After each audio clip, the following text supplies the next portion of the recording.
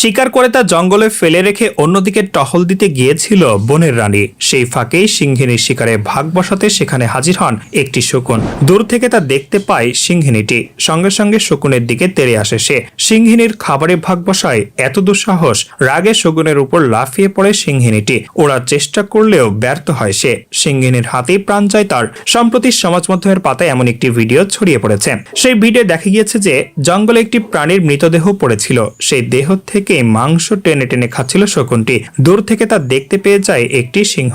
শকুনের দিকে তেড়ে যায় সিংহটি। বিপদ বুঝে উড়ে পালানোর চেষ্টা করলেও ব্যর্থ হয় শকুনটি। লাফ দিয়ে শকুনের গায়ে কামড় বসিয়ে দেয় সিংহটি। কিছুক্ষণ ছটফট করার পর মাটিতে নেতিয়ে পড়ে যায় শকুনটি। সে মারা গিয়েছে কিনা তা খতিয়ে দেখার জন্য থাবা দিয়ে শকুনটিকে ঠেলা দেয় সিংহে। কোনো নড়াচড়া নেই দেখে সিংহী নিশ্চিত হয় যে তার উদ্দেশ্য বিফলে যায়নি। সিংহের শিকারের ভাগ বসানোর জন্য উপযুক্ত শাস্তি সে দিয়েছে শকুনটিকে।